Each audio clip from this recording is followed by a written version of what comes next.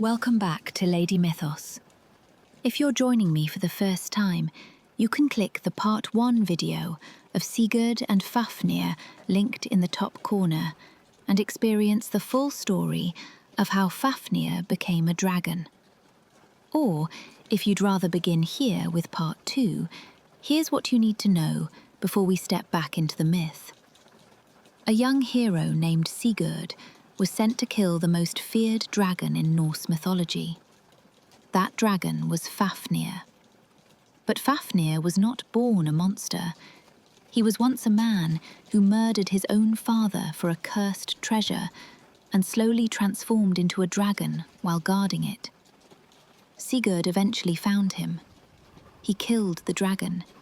He claimed the treasure, and with that, the hero's journey should have been over. Instead, that was the moment everything began to fall apart. Because with his dying breath, Fafnir warned Sigurd that the true danger was never the dragon. It was the curse attached to the gold. And tonight, that warning begins to come true. A Valkyrie waits beyond a ring of fire. Forgotten promises return. Friendships become betrayals, and the curse spreads far beyond the dragon's lair. If you enjoy deep mythology told slowly, darkly, and as completely as possible, make sure to subscribe to Lady Mythos so you never miss an ancient story. Now, the dragon is dead, but the curse is only beginning. Chapter 7. Why the birds warned Sigurd. For a long time after Fafnir died, neither Sigurd nor Regin spoke. Wind moved slowly through the valley, while the dragon's blood spread across the rocks in dark, steaming rivers. The smell had become even worse now. Venom mixed with iron and smoke, until the air itself felt difficult to breathe. Fafnir's body lay stretched across the broken ground like part of the mountain itself. Still, silent, dead. And yet, Sigurd could not stop thinking about the dragon's final words. There is no victory here. The sentence stayed with him more than he expected, because part of him had imagined this moment differently for years. Songs would eventually describe Sigurd as the greatest dragon slayer in Norse legend. But standing beside the corpse, nothing felt triumphant. Only strange, almost unfinished. Regin finally broke the silence. You should cut out the heart. Sigurd looked toward him. The heart? Regin nodded quickly, unable to hide the excitement in his voice anymore. Fafnir's heart carries great power, he said. Cook it for me. That request matters more than it first appears. By this point, Regin barely sounds like a grieving brother anymore. The treasure, the dragon, the blood, all of it has pulled something desperate out of him, and Sigurd notices it. Not fully, but enough to feel uneasy. Still, he obeys. Using Gram, Sigurd cut through the dragon's flesh and removed the heart. Thick black blood pouring across stone, steam rising from the wound. The strange heat inside the body even after death. Some versions even describe the dragon's blood as partially poisonous to touch. Sigurd carried the heart toward the fire, while Regin wandered deeper into the valley toward the treasure hoard itself. He could not stay away from it anymore. That detail says everything. For years, Regin spoke about revenge, about justice, about Fafnir destroying the family. Now the dragon was dead, and all Regin wanted was the gold. Sigurd watched him disappear between the rocks before turning back toward the fire. The heart cooked slowly over open flames while daylight faded behind the mountains. Fat hissed into the coals. Smoke drifted upward into the cold evening air. Then something strange happened. Sigurd touched the heart to test whether it had finished cooking. The flesh burned his finger instantly. Without thinking, he placed the finger in his mouth, and suddenly, the world changed. This is one of the most famous moments in all Norse mythology. The dragon's blood gives Sigurd understanding. Not strength, not immortality, wisdom. The old stories describe it differently, depending on the source, but the meaning stays the same. After tasting Fafnir's blood, Sigurd begins understanding the speech of birds nearby. At first, he thinks he imagined it. Small shapes moved above him through the darkening sky, while voices echoed from the branches overhead. Real voices. Clear. The smith plans to betray him. Sigurd froze completely. Another bird answered. He should strike first. More birds gathered nearby. Their voices overlapped in sharp whispers above the fire. Regin wants the gold for himself. He will kill Sigurd while he sleeps. The treasure has already poisoned him. Sigurd slowly stood. The scene feels eerie in every version of the saga, because the birds do not sound mystical or grand. They sound practical, matter of fact, like creatures observing something obvious. And perhaps the strangest part is this. Sigurd believes them immediately. No hesitation. Some part of him already knew. That realization shifts the entire mood of the chapter. Because until now, Sigurd has moved through the story with remarkable trust. He believed in glory, in destiny, in heroic purpose. But the dragon's blood changes more than his hearing. It changes his perception. Suddenly, he begins seeing people clearly, and what he sees in Regin terrifies him. The birds continue speaking overhead. There sits Sigurd, one chirped. Far wiser than before. Yet he still trusts the man who wishes him dead. Another bird laughed sharply. That will not last long. In Norse mythology, birds often carry powerful symbolic meaning. Ravens belong to Odin. Eagles appear around prophecy and battlefields. Small birds in the Volsunga saga become connected to hidden knowledge and fate itself.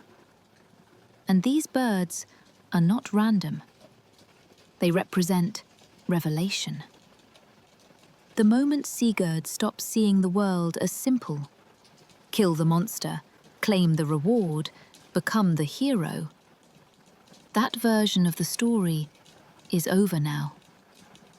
Because Fafnir was right. The curse did not end with the dragon's death. It moved forward. And now it stood beside the fire, wearing the face of Sigurd's teacher. Footsteps approached through the rocks. Regin returned, smiling. But the smile looked different to Sigurd now. Hungry. His eyes immediately searched for the heart cooking above the flames. "You have done well," Regin said. "Very well." Sigurd said nothing. Regin stepped closer. "You should rest soon," he added casually. Tomorrow, we will gather the treasure together. The birds above them erupted again immediately. He lies. He means to kill him tonight. Strike first, Sigurd. Regan noticed Sigurd staring upward. What is it? For a moment, the valley became completely still. Then Sigurd reached slowly for Gram. Regan's expression changed instantly. Not surprise, recognition. Almost as though part of him had expected this possibility all along. You heard them, Regan said quietly. Sigurd did not answer. The old smith's face tightened. Years of manipulation, ambition, and greed suddenly sat exposed between them, with nowhere left to hide. And there is something tragic about this scene, once you slow it down. Because Regan truly did help raise Sigurd. He taught him, guided him, prepared him. In another version of the story, perhaps he could have become something close to family. But the treasure destroyed that possibility long ago. The curse had already hollowed him out, the same way it destroyed Hreidmar, the same way it transformed Fafnir. Regan stepped backward, carefully. You would kill me, after all I gave you. The question almost sounded genuine. That is what makes the scene uncomfortable, because Regan likely believed his own justifications by this point. Sigurd's grip tightened around Gram. You sent me here knowing what would happen. Regan's expression darkened. You needed greatness, he snapped. I gave you that. Then, for the first time, real anger broke through his calm voice. You think heroes are born without blood? The valley fell silent again. Sigurd could feel the birds watching overhead, waiting. And suddenly, he understood something that changed the entire meaning of the journey. Regan never cared whether Sigurd survived. Not truly. The dragon slayer had always been expendable. Only the treasure mattered. Regan moved fast, far faster than Sigurd expected from an older man. But Sigurd had already crossed something inside himself after hearing the birds. The hesitation was gone now. Gram flashed once through the darkness. The fight ended almost immediately. Regan collapsed beside the fire without another word. For several seconds, Sigurd stood motionless, staring down at him. The only sounds came from crackling flames and distant wind moving through Gnitta Heath. Then the birds returned again. He chose correctly. The curse grows stronger now. The gold will not rest. Sigurd looked toward the mountains where Fafnir's treasure waited hidden in darkness. And for the first time since beginning the journey, he no longer felt excitement when thinking about the gold. Only unease. The old heroic certainty was disappearing. Because now Sigurd had killed more than a dragon.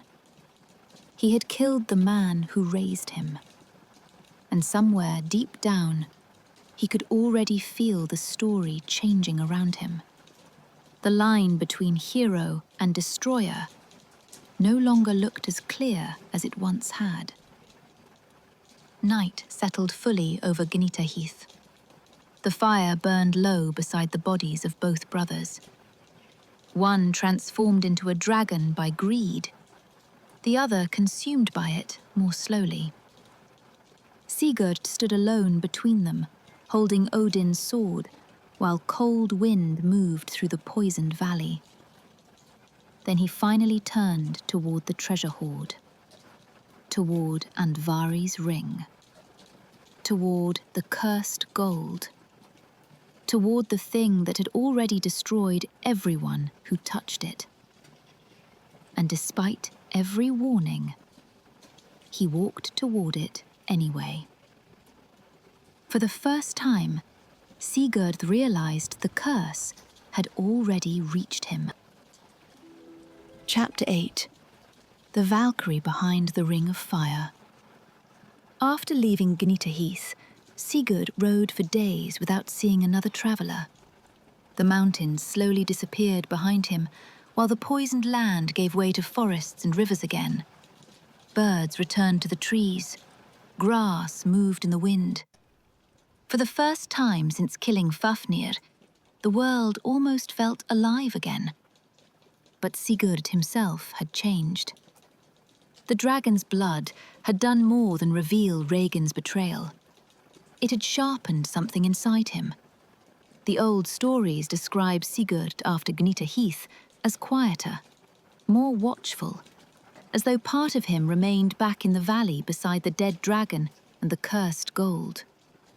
Even Grani seemed calmer once they left the wasteland behind. Yet Sigurd kept thinking about Fafnir's final warning. Leave the gold where it lies. He had ignored it. The treasure now travelled with him, packed into heavy chests across Grani's back. Andvari's ring rested among it somewhere, hidden beneath layers of cloth and gold. At times, Sigurd caught himself checking the treasure unnecessarily during the journey, not because anyone was near, because he wanted to make certain it was still there. That detail matters. The curse never arrives dramatically at first. It settles quietly into habits, thoughts, instincts. Still, the road ahead began changing the mood of the story slowly. The violence of Gnita Heath faded behind him. The air softened. The silence no longer felt poisoned. Then one evening, Sigurd saw something strange far off in the distance. Fire. Not ordinary fire.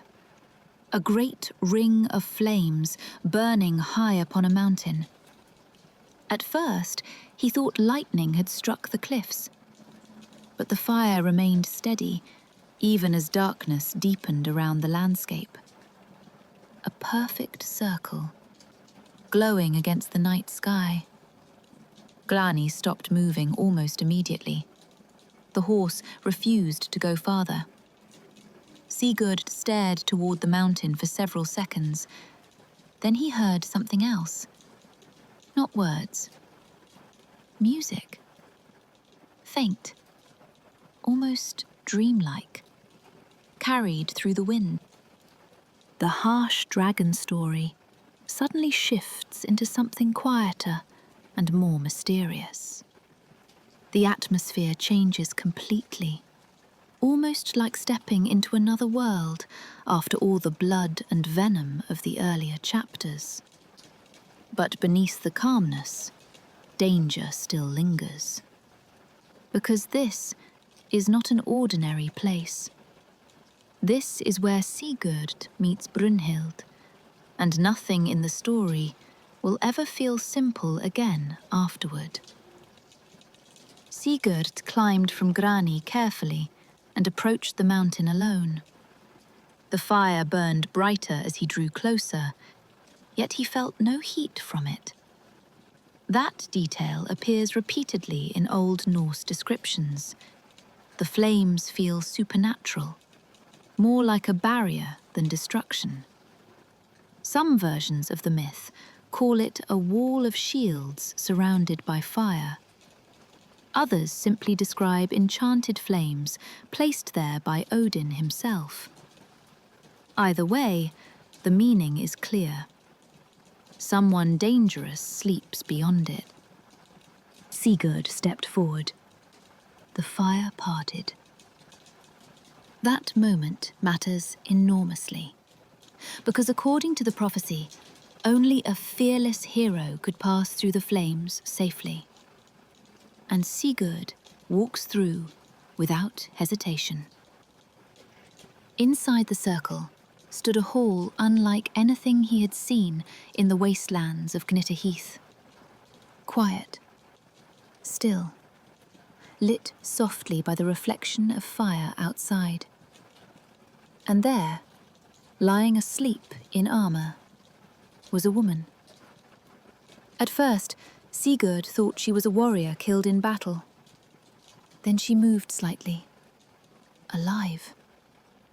The armor covering her looked unusual too, finely crafted, bright even in dim light, marked with symbols Sigurd did not recognize immediately. He knelt beside her carefully and removed the helmet. The moment feels almost suspended in the old stories, because this is Brynhild, one of the most tragic figures anywhere in Norse mythology. And Sigurd falls in love with her almost immediately. The sagas describe Brynhild with an almost unnatural presence around her. Calm, intelligent, beautiful in a way that feels dangerous rather than gentle. But what matters most is this: she does not belong entirely to the human world. Brynhild is a Valkyrie, one of Odin's warrior maidens, the beings who choose which warriors die in battle and which enter Valhalla. That changes everything, because Valkyries in Norse mythology are deeply tied to fate itself. And Brynhild has already angered Odin. That is why she sleeps behind the fire. When Brynhild finally opened her eyes, Sigurd the later admitted he had never forgotten the moment. Not the flames, not the hall, not the way she looked at him. Because unlike everyone else Sigurd had met recently, Brynhild seemed to see through him immediately. Not merely the dragon slayer, the man beneath it. She sat upright slowly, while Sigurd explained who he was and how he reached the mountain. When he spoke about killing Fafnir, something changed in her expression briefly. Recognition. Almost concern. "You carry the gold?" she asked. Sigurd nodded. Brynhild looked away toward the fire outside. That silence says more than the dialogue itself, because she already understands what the treasure does, more than Sigurd realizes. Eventually, Brynhild tells him why she was imprisoned there. The story varies slightly across different versions of the myth, but the core remains the same. Odin punished her. Some accounts claim Brynhild disobeyed Odin during a battle by granting victory to the wrong king. Others suggest she acted according to her own judgment rather than Odin's command. Either way, Odin responded harshly. He forced her into mortal sleep, surrounded by enchanted fire, until a fearless hero came to wake her. There is something important hidden beneath that punishment, too. Brynhild was never meant to live an ordinary life afterward. Odin ensured fate would continue following her. And once Sigurd enters the fire, both their destinies become locked together. The conversation between them lasts long into the night, and this section of the saga feels deeply different from everything before it. Less violent, slower, almost peaceful for the first time in the story. Brynhild speaks about fate often, about wisdom, about runes, about the danger of ambition. In some versions, she teaches Sigurd hidden knowledge during this meeting. Rune magic, battle wisdom, the behavior of kings and oath makers. She does not speak to him like a legendary hero. She speaks to him like someone already worried about his future. That emotional tone matters, because the audience should begin sensing something fragile forming here. A brief possibility that the story could become something other than tragedy. And Sigurd changes around her. The tension that followed him out of Gnitaheath softens for the first time. He laughs more easily, sleeps peacefully, stops staring constantly toward the treasure. That contrast is extremely important. Brynhild almost pulls him away from the curse emotionally. Almost. One evening, they sat together outside the hall, watching firelight move across the mountain, while cold wind passed through the rocks below. Sigurd asked her whether fate could ever truly be escaped. Brynhild thought for a long time before answering. "Not escaped," she said quietly, "but sometimes delayed." That line hangs over the rest of the myth like prophecy. Because deep down, Brynhild already senses where this story is heading. The old sagas describe them exchanging vows soon afterward, promises of marriage, loyalty, future kingdoms they might build together. And Sigurd means every word. Their love story only becomes tragic later, because it begins genuinely. Nothing false exists between them here. Sigurd gives Brynhild a ring during some versions of the story.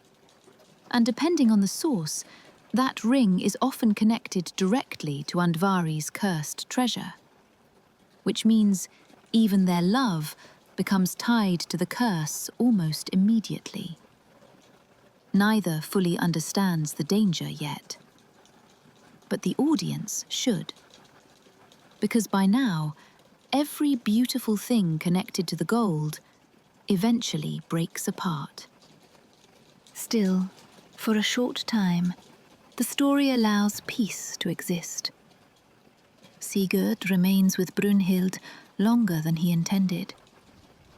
Days blur together beneath the mountain, while the ring of fire burns endlessly around them. And for the first time since the beginning of the saga, Sigurd stops behaving like a man running toward battle. He starts imagining a future instead. That emotional shift is essential. Because the tragedy ahead only works if the audience believes happiness was possible first. One morning, before Sigurd finally leaves, Brynhild walks with him to the edge of the flames. The wind moved softly through the mountain pass, while dawn spread across the horizon behind them. Neither wanted the moment to end. But even here, the old Norse myths never let fate disappear completely. Brynhild looked toward Gram, resting at Sigurd's side. Then toward the treasure packed across Grani's back. "You should fear the gold more than the dragon," she told him quietly. Sigurd smiled faintly. "The dragon is dead." Brynhild did not smile back. "That is why I fear it." For a moment, neither spoke. Then Sigurd rode through the fire and disappeared down the mountain path below, while Brynhild watched from the flames. And for a brief moment, the curse almost seemed broken. Chapter 9. The Promise Sigurd Forgot. When Sigurd finally left Brynhild behind the ring of fire, he believed he would return soon. That is what makes the next part of the story hurt so much. Because he meant every promise he made to her. The Old Norse sagas never portray Sigurd as intentionally cruel in the beginning. The tragedy only works because the audience understands he truly loved Brynhild beneath the mountain. But fate in these stories rarely arrives all at once. It slips into people's lives quietly. And this time, it arrives through a royal court. Sigurd rode south, carrying Fafnir's treasure and Brynhild's memory with him. By now, his reputation had spread far beyond the wilderness. Stories about the dragon slayer traveled quickly across the Norse world. Kings wanted him as an ally.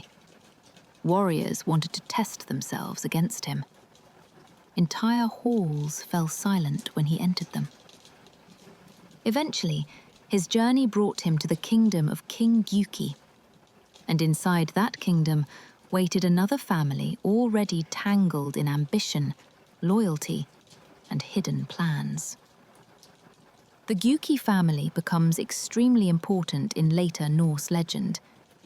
Depending on the version of the story, they are called the Niflungs or the Burgundians, and many later medieval epics build entire tragedies around them. At first, though, Sigurd sees none of the danger. King Giuki welcomes him warmly. Feasts are held in his honor. Songs are sung about Fafnir's death. The dragon slayer finally receives the admiration people had spoken about for years. After everything in Gnita Heath, the warmth of the court affects him more than he expects. Laughter returns, music, company. For a while, the story almost feels lighter again. Then Sigurd meets Gudrun. Gudrun is very different from Brynhild. Where Brynhild feels tied to prophecy and fate, Gudrun feels human, emotional, intelligent, deeply observant. In later Norse tradition, she becomes one of the central tragic women of the entire myth cycle.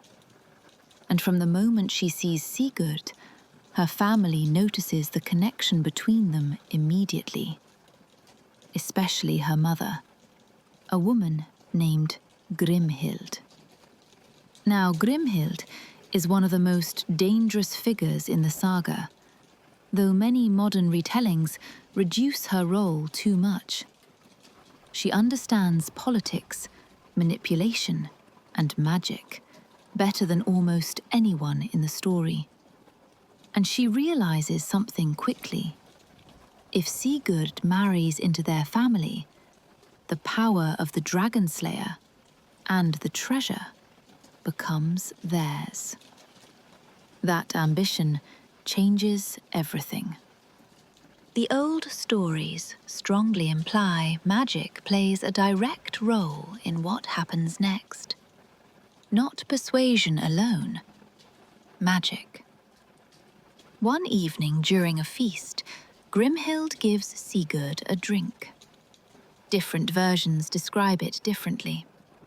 Sometimes it is a potion, sometimes enchanted wine, sometimes a charm mixed with runes and herbs. But the result stays the same. Sigurd forgets Brynhild completely. That moment is one of the darkest emotional turns anywhere in the myth, because it raises a terrible question beneath the tragedy. How much choice do these characters truly have? The Norse stories constantly wrestle with fate versus free will. People make decisions constantly, yet destiny keeps tightening around them no matter what they choose. And Sigurd's forgetfulness feels especially cruel, because it is unnatural. One drink, one moment, and the woman behind the ring of fire begins disappearing from his mind. Not instantly. The saga describes it more like memory becoming fogged over. A face he cannot fully picture anymore. Promises fading around the edges. Emotions losing clarity. Sigurd is not betraying Brynhild willingly. Part of him is being taken away from himself. That detail makes the story far more tragic than ordinary infidelity or broken vows. Meanwhile, Grimhild continues carefully shaping events around him. Her sons, Gunnar, Högni, and sometimes Guttorm, depending on the version, quickly grow close to Sigurd. Together they hunt, feast, and fight beside one another until Sigurd begins seeing them as brothers. And eventually, exactly as Grimhild intended, Sigurd marries Gudrun. The marriage itself is not portrayed as false. That is another important detail. Sigurd grows to care deeply for Gudrun. But something beneath the relationship always feels incomplete. At times, the sagas hint at Sigurd becoming distant or restless without understanding why. Certain songs upset him unexpectedly. Certain dreams leave him uneasy by morning, like part of his memory is trying to return. One evening during a feast, a harp player performed an old heroic song about a sleeping warrior surrounded by fire. The room celebrated the music. Sigurd went silent. He could not explain why. The curse works subtly throughout this part of the myth. Not through sudden violence, but through manipulation, confusion, and emotional damage spreading quietly between people. And Grimhild is not finished. Because her ambition extends beyond Sigurd himself. She wants Brynhild brought into the family too. Specifically, as a wife for her son, Gunnar. There is only one problem: the Ring of Fire. According to the prophecy, only the bravest hero can ride through the flames surrounding Brynhild's hall. Gunnar tries and fails. The fire rejects him immediately. His horse panics. The flames surge higher. He cannot cross. That failure humiliates him badly. And this is where the story turns dangerous again, because Grimhild proposes something deceptive. Sigurd should help Gunnar win Brynhild. The old sagas handle this section differently, depending on the version, but the core betrayal remains horrifying in every telling. Through magic, disguise, or shape-changing, Sigurd takes Gunnar's appearance and rides through the flames in his place. The symbolism here becomes painful once you slow it down. The very hero Brynhild was waiting for returns to her, wearing another man's face. And he does not even understand what he is destroying.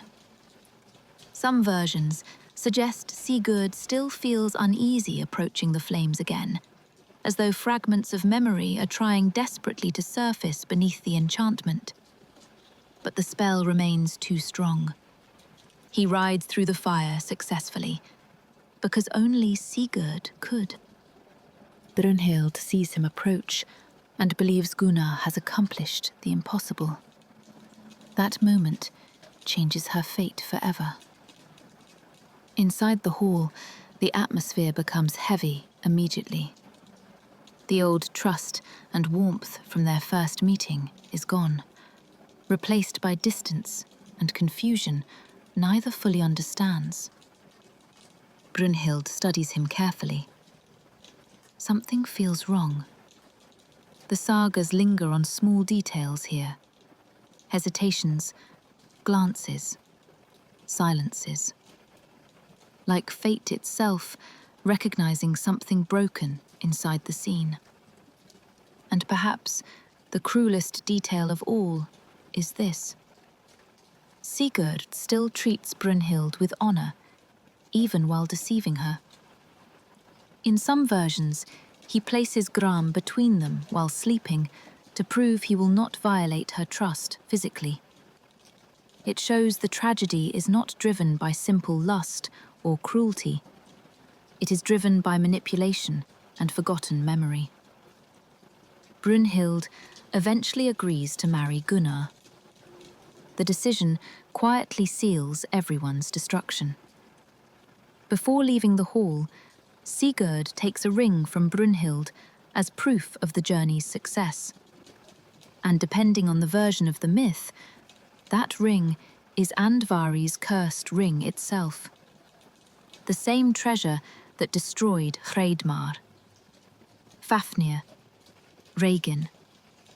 The curse keeps moving forward through relationships now, instead of violence. That shift is important, because the story is becoming more psychological and emotional with every chapter. When Sigurd finally returns to Giuki's court, the deception succeeds completely. Gunnar gains Brynhild.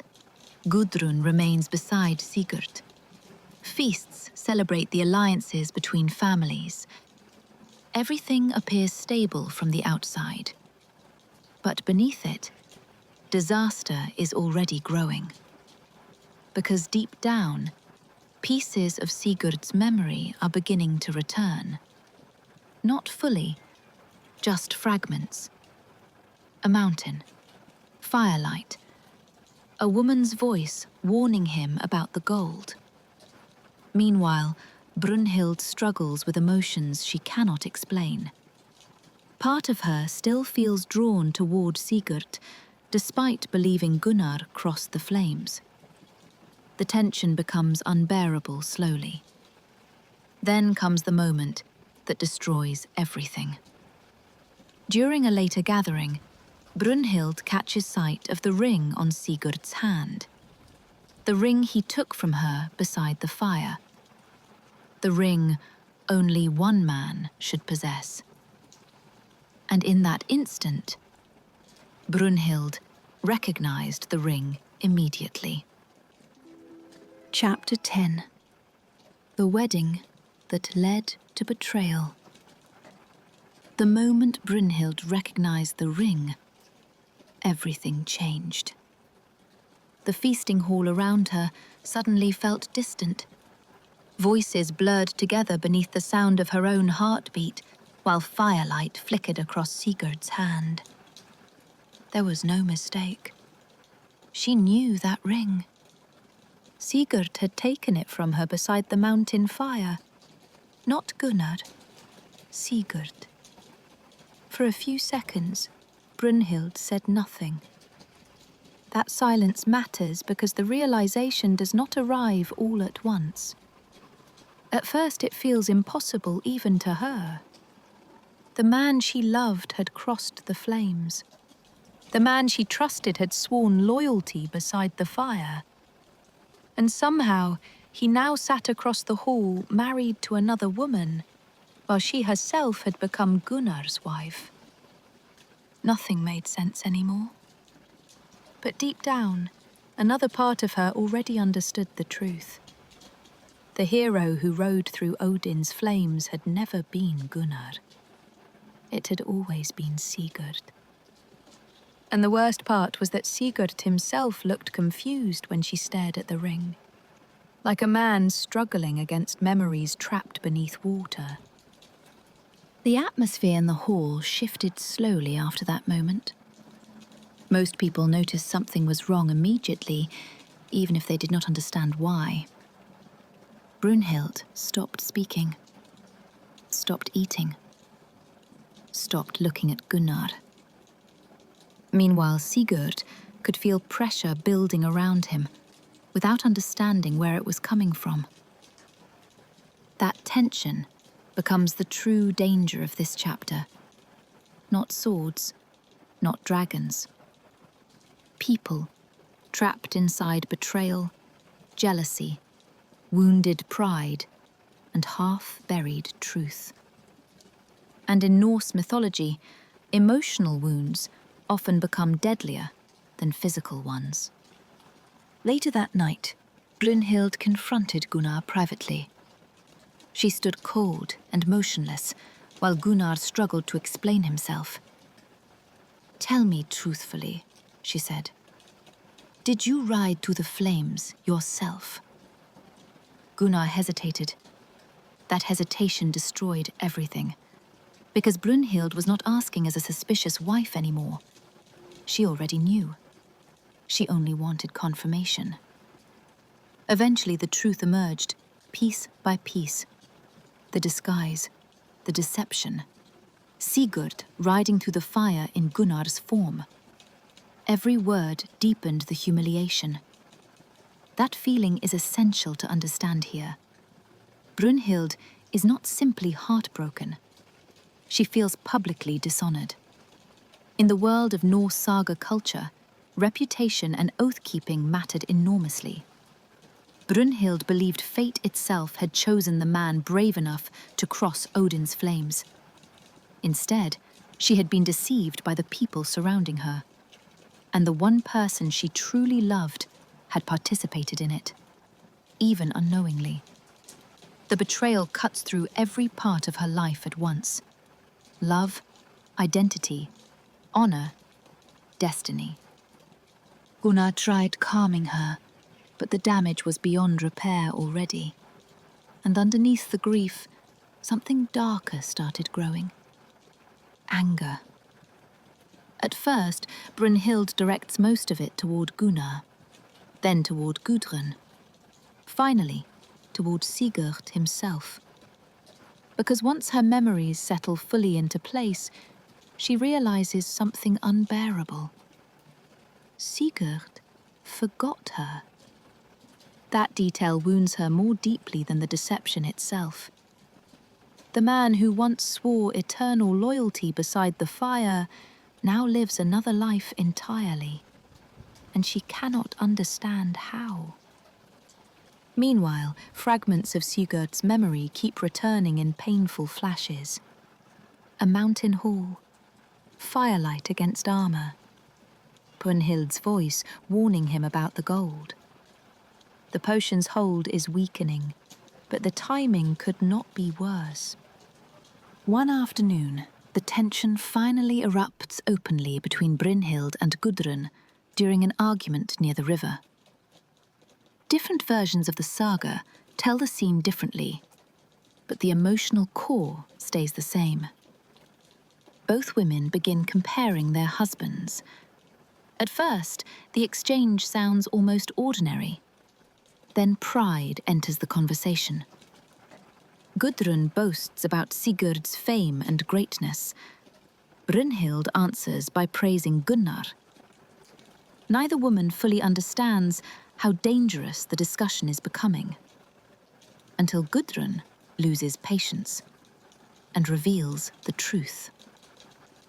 Some versions say she deliberately shows Brynhild the ring again. Others claim she reveals that Sigurd rode through the flames disguised as Gunnar. Either way, the result is catastrophic. Brynhild finally hears the betrayal spoken aloud, directly. Not rumor, not suspicion, fact. Brynhild's reaction becomes frighteningly calm. Too calm. She returns to her chambers without speaking much. That silence terrifies everyone around her more than rage would have. Because in Norse myth, people often become most dangerous after they stop expressing emotion outwardly. Meanwhile, Sigurd finally begins remembering everything. Not gradually anymore, all at once. Brynhild beside the fire, the vows, the promises, the mountain. The realization crushes him. Because Sigurd understands immediately what happened to him. The potion, the manipulation, the lost memory. And for the first time since arriving at Giuki's kingdom, he sees the entire chain of events clearly. The curse moved from greed into betrayal. And now everyone around him is trapped inside it. Sigurd tries speaking with Brynhild afterward. That conversation becomes one of the most emotionally painful scenes in the entire story. Because both still love each other. That is the tragedy. If hatred existed between them, the situation would be simpler. Instead, there is grief. Brynhild asks him one question directly. Did you ever truly love me? Sigurd answers immediately. Yes. No hesitation. And that answer almost makes things worse. Because now, Brynhild must live knowing the love was real, and still ended in betrayal. Sigurd tries explaining the potion and the manipulation surrounding it. But by this point, fate already feels too far advanced to stop. The damage has spread across too many lives. Gudrun remains Sigurd's wife. Brynhild remains Gunnar's wife. The families remain politically tied together. Nobody can undo what happened. And beneath everything sits another ugly truth. Sigurd's fame humiliates Gunnar constantly now. The man who supposedly crossed Odin's flames did not truly accomplish it. Sigurd did. That humiliation poisons Gunnar slowly, especially once Brynhild's feelings become impossible to ignore. Gunnar begins feeling trapped between admiration and resentment towards Sigurd. He still sees him almost like a brother, yet Sigurd's existence now threatens his honor, marriage, and authority at the same time. That emotional conflict spreads through the entire court. Conversations stop when certain people enter rooms. Feasts become tense. Rumors move quietly through the halls.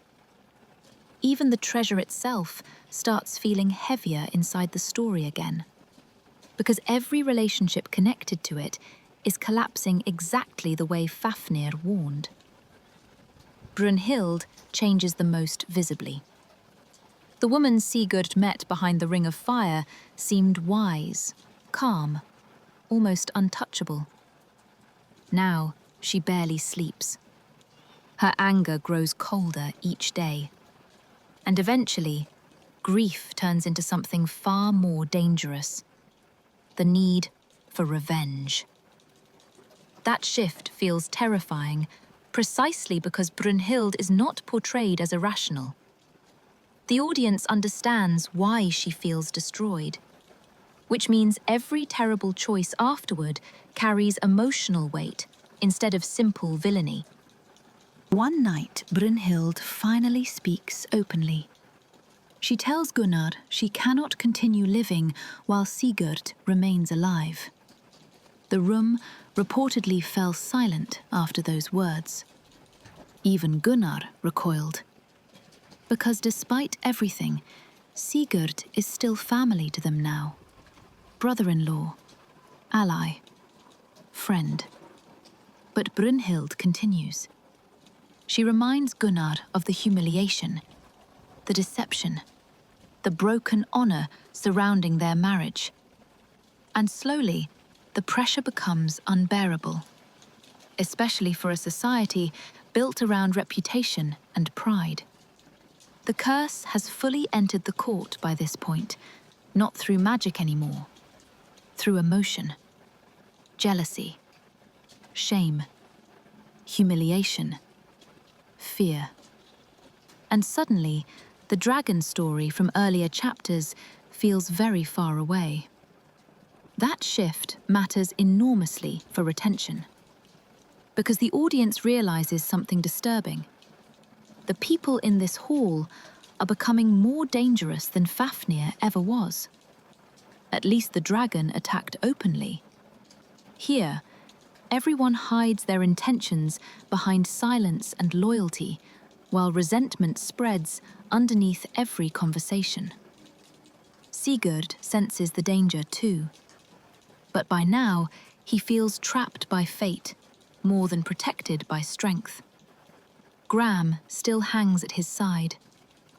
The Dragon Slayer remains powerful enough to frighten entire kingdoms. Yet none of that matters inside emotional betrayal. That is why this chapter becomes so dangerous psychologically. No battle in the story becomes as dangerous as this moment. Chapter 11. How Sigurd's fate finally caught him. After Brynhild demanded Sigurd's death, nobody inside Gyuki's hall truly felt safe anymore. Not Gunnar, not Gudrun, not even Sigurd himself. The tension that had been building quietly for so long finally became impossible to ignore. Conversations died the moment certain names were mentioned. Servants avoided eye contact. Feasts ended early. Even the sound of laughter inside the hall started disappearing. The curse had changed shape again. It no longer looked like gold piled beneath a mountain, or a dragon guarding treasure in darkness. Now it lived inside people, inside resentment, inside wounded pride, inside fear. And by this point, everyone could feel something terrible approaching. The problem was simple. Nobody knew how to stop it anymore. Gunnar suffered the most visibly. He was trapped between conflicting loyalties that slowly tear him apart. Sigurd was more than an ally by now. He was family, a sworn brother, the greatest warrior in the kingdom. But every time Gunnar looked at Brynhild, he saw humiliation reflected back at him. The truth poisoned everything. Sigurd crossed the flames. Sigurd won Brynhild. Sigurd accomplished the impossible. Not Gunnar. That reality destroyed his confidence piece by piece.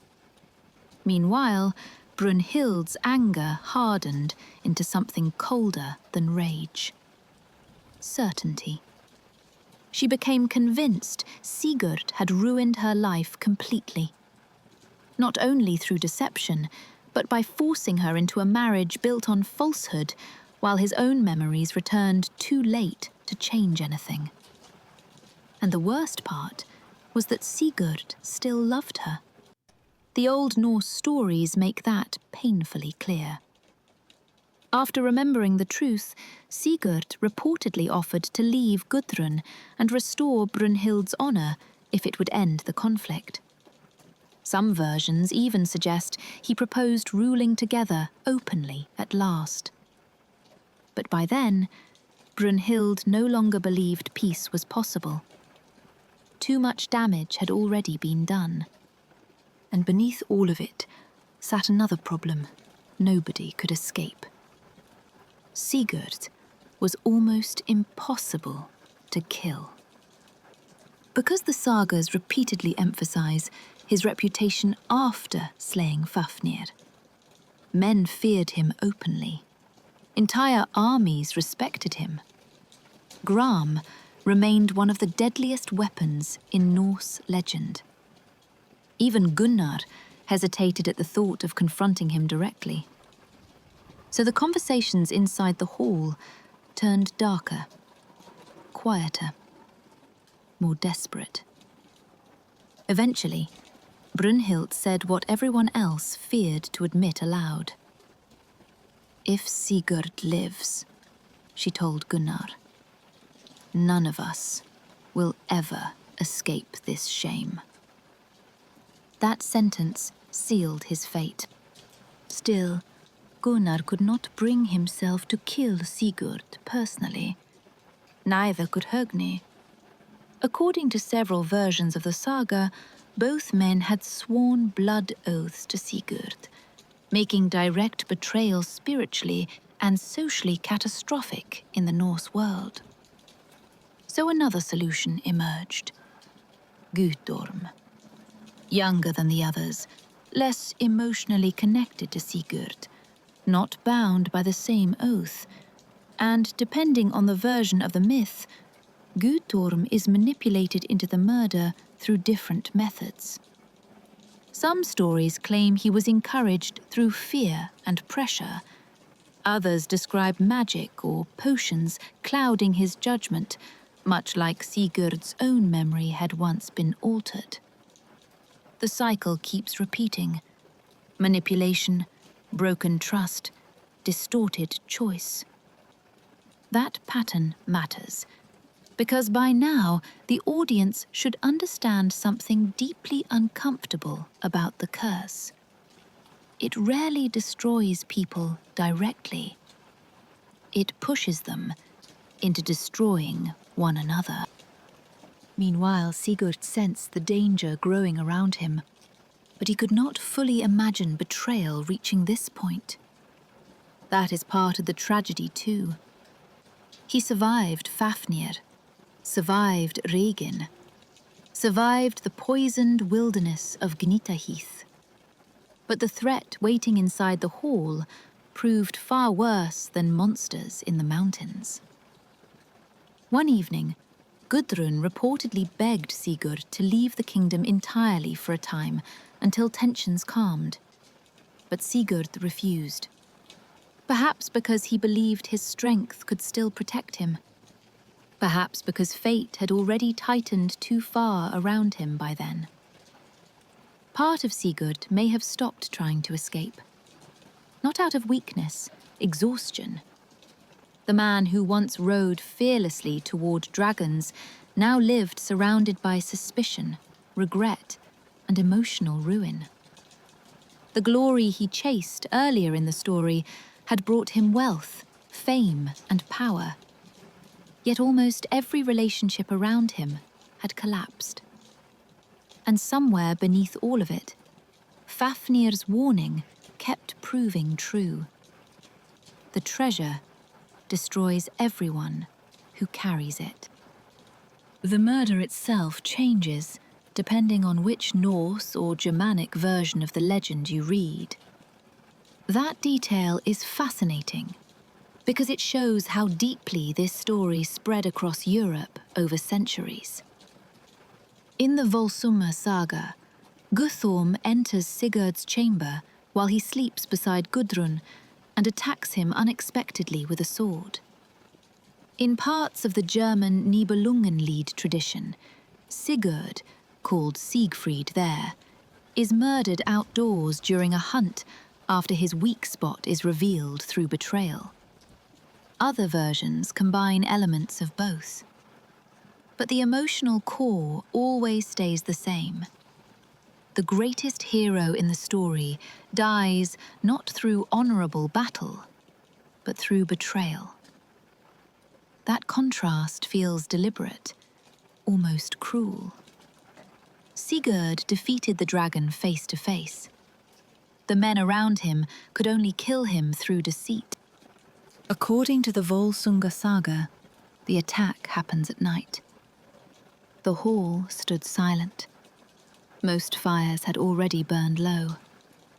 Outside, wind moved softly against the roof, while everyone inside slept, unaware of what was about to happen. Guthorm entered Sigurd's chamber, carrying a weapon with shaking hands.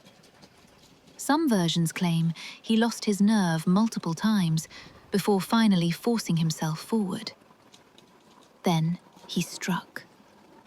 The blade drove into Sigurd while he slept. But even wounded, Sigurd's response becomes legendary in the old stories. He did not die immediately. Instead, Sigurd grabbed Gram and hurled it after the fleeing attacker with enough force to cut Guthorm nearly in half before collapsing himself. That detail matters enormously for the mythic image of Sigurd. Even betrayed in bed, even mortally wounded, he remained terrifying. Gudrun woke beside him to blood covering the chamber floor. The sagas slow down emotionally here, because this is the collapse everything has been building toward since the beginning. The dragon slayer dying not in triumph, but inside his own home. And the reactions afterward vary sharply, depending on the version of the myth. Some traditions portray Brynhild hearing Sigurd's death and immediately laughing once, a terrible, hollow sound, before falling into despair herself. Others describe Gunnar becoming physically sick after realizing what they had done. Gudrun's grief becomes central in later Norse poetry too. Her sorrow eventually grows so deep it shapes entire cycles of revenge and tragedy afterward. But one of the darkest, lesser-known details appears in a few medieval traditions connected to the story: the murder of Sigurd's young child. Not every version includes this, but several later Germanic adaptations describe Brynhild or her allies ensuring Sigurd's bloodline ends completely. That detail reveals how far the revenge spirals once betrayal begins. Nothing remains contained anymore. Families destroy themselves entirely. The curse consumes generation after generation. Meanwhile, Brynhild's reaction becomes increasingly tragic once the anger fades. Because Sigurd's death does not bring peace, it only leaves emptiness behind. The man she loved is gone. The deception remains.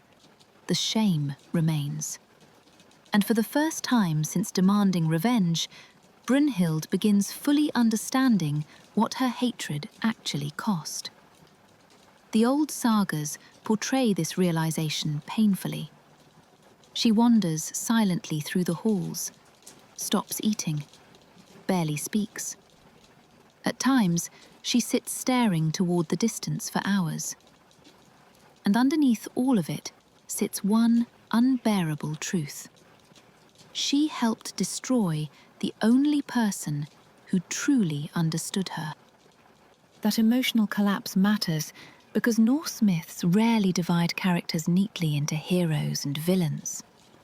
Nearly everyone here becomes tragic in different ways. Sigurd failed people. Brynhild was betrayed. Gunnar broke his honor. Gudrun lost everything. Even Regin and Fafnir once began as something more human before greed consumed them. The curse touched everyone differently. That complexity is what keeps this myth emotionally powerful centuries later. Near the end of the chapter, the story almost circles back to its beginning. A treasure stolen beside a river. A family destroyed from within. A hero walking willingly toward fate despite every warning. Now Sigurd lies dead because the same curse continued, moving from person to person, exactly as Fafnir predicted. And suddenly, the audience understands something chilling. The dragon was never the final threat. In many ways, Fafnir simply became the first visible symptom of something far larger. Because greed turned into betrayal. Betrayal turned into revenge. Revenge turned into murder. And once that cycle began, nobody escaped it cleanly. The hall remained silent long after Sigurd died. No songs, no celebration, no sense of victory. Only grief spreading from room to room while dawn slowly approached outside. Somewhere far away, the treasure of Andvari still existed. The ring still existed. The curse still existed, waiting for whoever touched it next. The dragon was dead, but the curse was not. Chapter 12. Brynhild's final journey. After Sigurd's death, the halls of Gyuki's kingdom became unbearably quiet. Nobody celebrated anymore. Not Gunnar, not Högni, not even Brynhild. The revenge she demanded had finally happened, yet the feeling she expected never came with it. No relief, no peace, no sense that the damage had somehow been repaired. Only absence. The atmosphere after the murder, almost like a kingdom already mourning its own future. Servants whispered instead of speaking normally. Fires burned low in the evenings. People avoided looking directly at Gudrun when she walked through the hall. Because everyone knew the same thing now. Sigurd should never have died. And Brynhild understood it more clearly than anyone. At first, she barely reacted outwardly. That part feels unsettling. After so much anger earlier in the story, her silence became far more frightening. She stopped arguing, stopped accusing, stopped demanding anything at all. Instead, she sat alone for long periods, staring into the fire or toward the distant mountains beyond the hall. Almost like she was already leaving the world emotionally before leaving it physically. The old Norse stories slow down heavily here, and that pacing matters. This chapter is not about shock anymore. It is about collapse after the violence finally ends. Because Brynhild begins understanding something terrible. The curse took Sigurd from her long before the murder itself. The potion, the betrayal, the forgotten promises, the deception at the flames. By the time Sigurd remembered the truth, fate had already closed around both of them. And now, there was nothing left to save. Gudrun's grief filled the hall constantly after Sigurd's death.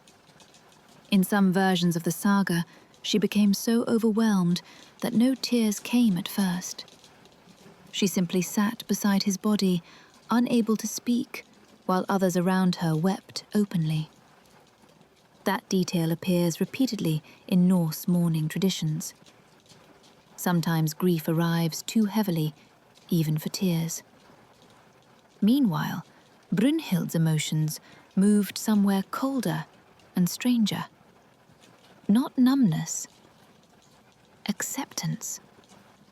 And once she reached that state, her decisions stopped frightening her. One evening she finally spoke openly again. "I loved Sigurd more than life," she admitted quietly. Nobody answered, because there was nothing left to say. The truth sat exposed now for everyone to see. The alliances, marriages, and manipulations surrounding the court had failed completely. All they accomplished was destroying the greatest warrior among them and breaking apart every relationship connected to him. The curse had won again. And Brynhild no longer wanted to remain behind after it. The funeral preparations began soon afterward. Different versions of the myth describe the funeral differently, but nearly all agree on the imagery of fire. Massive fire.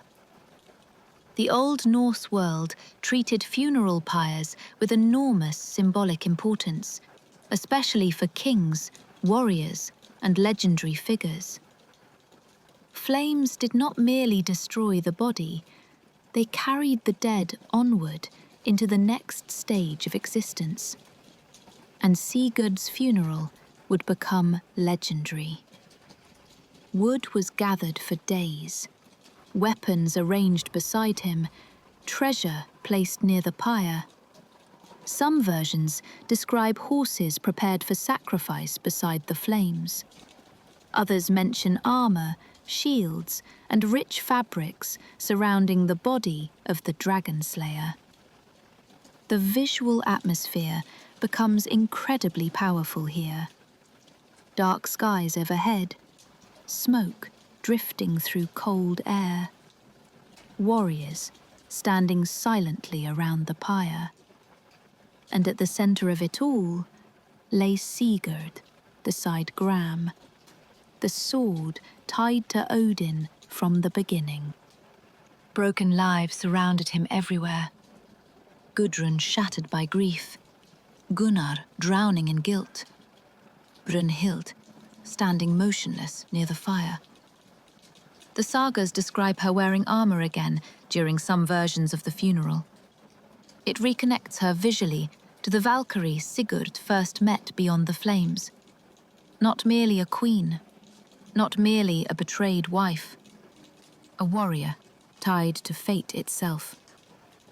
And beneath all of that sits another painful truth. Brynhild still believes she belongs beside Sigurd, even after everything.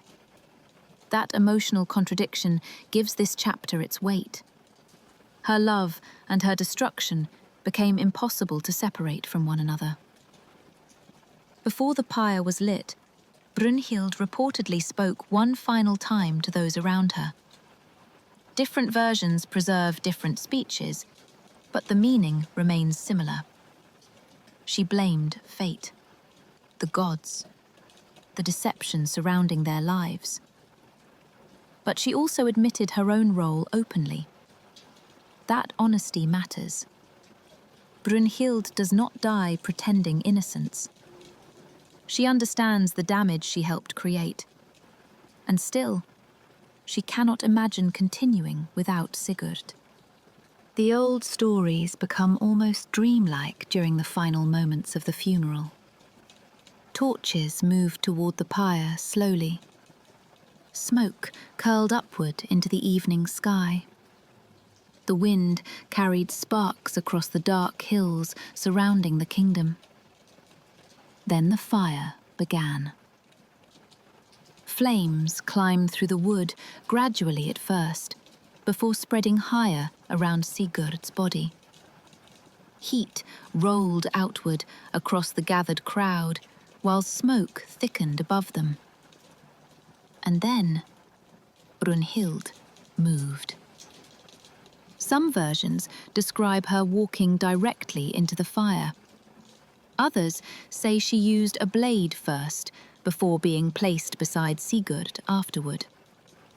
A few traditions combine both images together. But every version reaches the same ending. Brynhild chooses death willingly. Not because she suddenly became weak, because she no longer believed fate would allow them peace among the living. That distinction matters deeply. The woman who once slept behind Odin's flames now entered another fire entirely beside the man she loved. And the imagery circles beautifully back to their first meeting. Sigurd crossed flames to reach Brynhild. Now Brynhild crosses flames to reach Sigurd. The old Norse audiences would have understood that symbolism immediately. As the pyre burned higher, some versions of the saga describe Brynhild speaking to Sigurd almost as though he could still hear her. Not dramatic speeches, quieter words, promises, regret, love. And for the first time since demanding revenge, the anger finally disappeared from her completely. Only sorrow remained. The Valkyrie imagery becomes especially strong during the final part of the chapter. Brynhild no longer feels entirely human again. Surrounded by firelight and smoke, she almost returns to the mythic figure Sigurd first encountered on the mountain. A woman tied to battle, prophecy, and death from the beginning. Some later traditions even suggest Brynhild and Sigurd continue together after death in the halls beyond the mortal world. The sagas never describe this clearly, but the emotional suggestion remains present. That fate separated them among the living, but not afterward. Meanwhile, the fire consumed everything around them slowly. Armor blackened, wood collapsed inward. Sparks disappeared into the dark sky overhead. And the people watching understood something important at last. None of this began with Brynhild or Sigurd. or even Fafnir. The destruction started the moment greed entered Hreidmar's family beside the river long ago. Every death afterward simply carried the curse farther forward. Now the dragon slayer and the Valkyrie were gone too. And still the treasure remained somewhere in the world, still waiting. Because that is what makes the legend of Sigurd and Fafnir feel so unsettling centuries later. Nobody truly defeats the curse. They only survive near it for a while.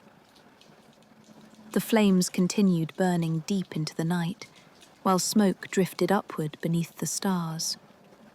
And even at the end, Brynhild refused to let fate separate them. Epilogue. Why the curse of Fafnir still feels real today. The strange thing about the story of Sigurd and Fafnir is that it does not really end when the characters die. Most myths finish with victory. The monster falls, the kingdom is saved, the hero changes the world for the better. But this Norse legend leaves something behind that feels much heavier. Nobody truly wins. Fafnir dies, Regin dies, Sigurd dies, Brynhild dies. Entire families destroy themselves. And when the story finally ends, the treasure still exists somewhere in the world, like the curse never disappeared at all. That is part of why this myth still feels unsettling today. It refuses to give the audience comfort. The old Norse storytellers were not interested in simple endings where evil is defeated cleanly. They understood something darker about human nature. Sometimes the danger is not the monster. Sometimes the danger is what people become while chasing power, wealth, revenge, or greatness. And that idea still feels painfully modern. Because the curse in this story never works like ordinary magic. It does not possess people instantly. It changes them gradually. Hreidmar becomes obsessed with protecting the gold. Fafnir isolates himself beside it until he turns into a dragon. Regin sacrifices the boy he raised because he cannot let go of the treasure. Brynhild's humiliation becomes destructive revenge. Gunnar betrays the man he once loved like a brother.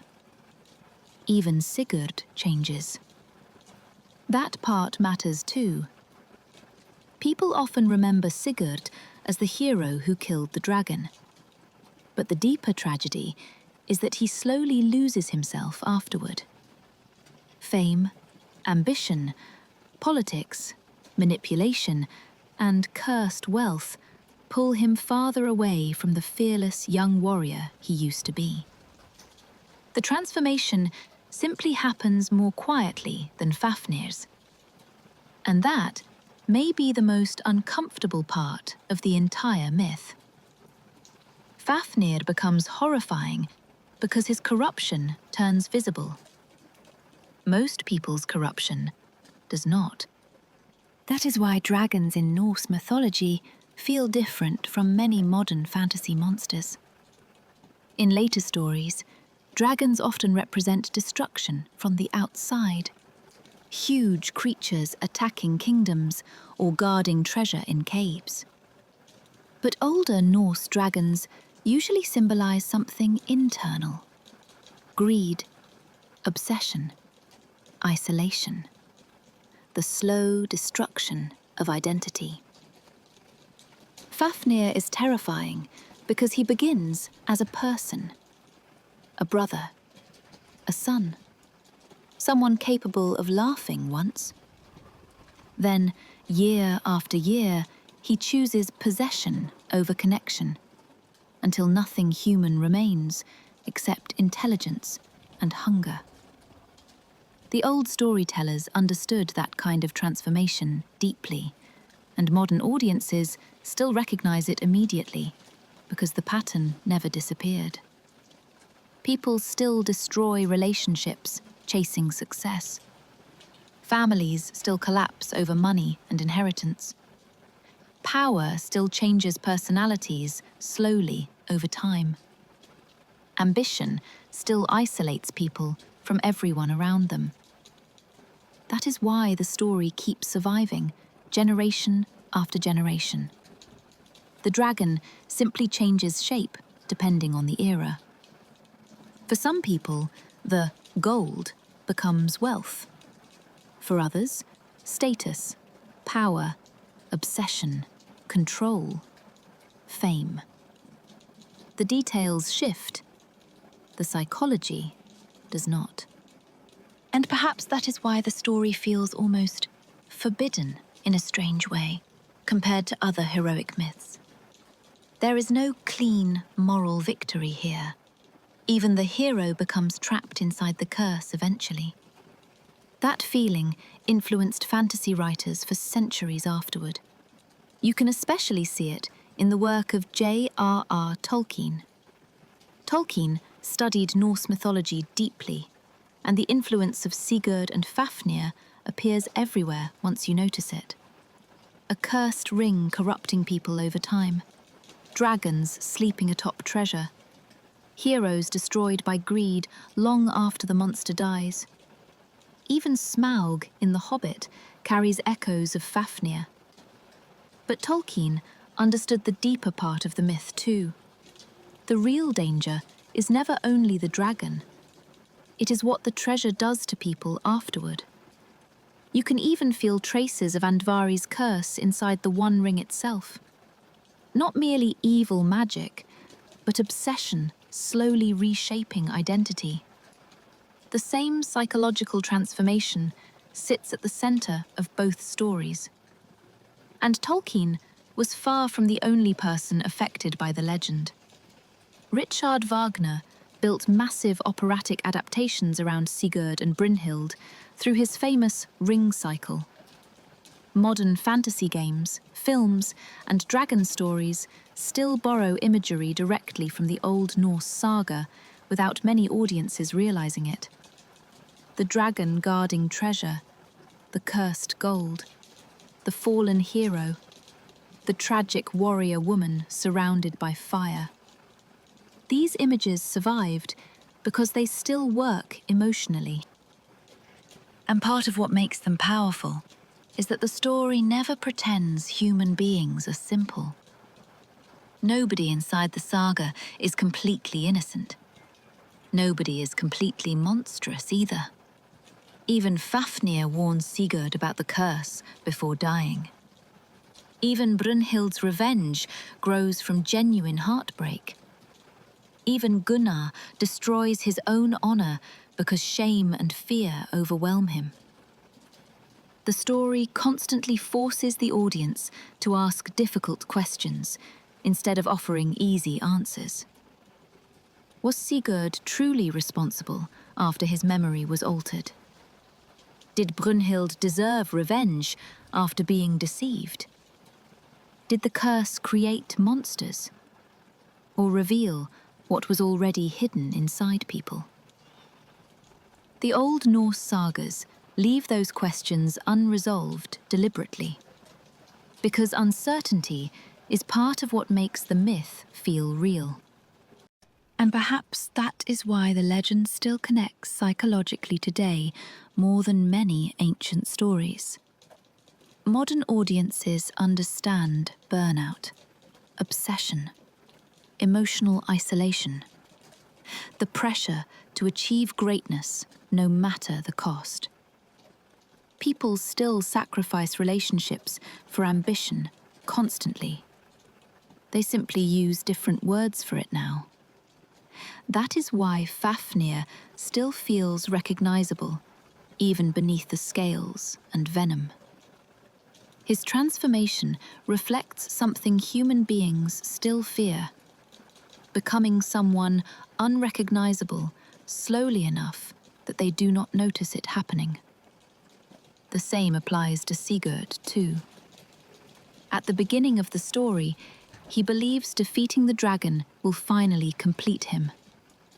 Glory waits at the end of the journey. Wealth, legacy, meaning. But once the dragon dies, his real suffering begins. That idea feels surprisingly modern as well.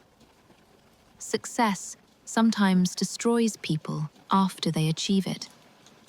The thing they chased for years finally arrives, and suddenly relationships collapse, identity changes, paranoia grows, or emptiness follows the victory.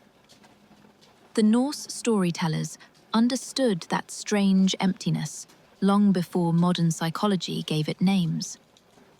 And beneath all the fantasy elements, that may be why the story still lingers in people's minds afterward. Because the legend of Sigurd and Fafnir is not really asking, how do you kill a dragon? It is asking, what happens after you become obsessed with defeating one? By the end of the saga, nearly every major character has been psychologically transformed by the same curse in different ways. Some become violent, some manipulative, some emotionally destroyed, some isolated. But all of them lose pieces of themselves. And the audience slowly realizes the dragon was never separate from the people around him. Fafnir simply became the clearest reflection of what greed can turn someone into. That is why the story circles back so perfectly to the beginning. A man sitting beside treasure near a cold river. A family destroyed piece by piece. A curse moving quietly from person to person across generations. And somewhere inside all of it sits the reason this myth still survives after hundreds of years. The fear that corruption rarely feels dramatic while it is happening. Usually, it feels reasonable, temporary, justified. Until one day, the transformation is already complete. And that is why the old Norse storytellers never treated dragons as simple monsters. The real danger was becoming like them without noticing. And maybe that is why this story survived for so many centuries. Not because people feared dragons, but because they feared recognizing parts of themselves inside them. If you stayed with me until the end of Sigurd and Fafnir's journey, let me know down in the comments what part of the story stayed with you the most. And if you enjoy deep mythology told slowly, darkly, and as completely as possible, make sure to subscribe to Lady Mythos. There are many more ancient stories waiting beyond the firelight. Thank you for listening. Yours, Lady Mythos.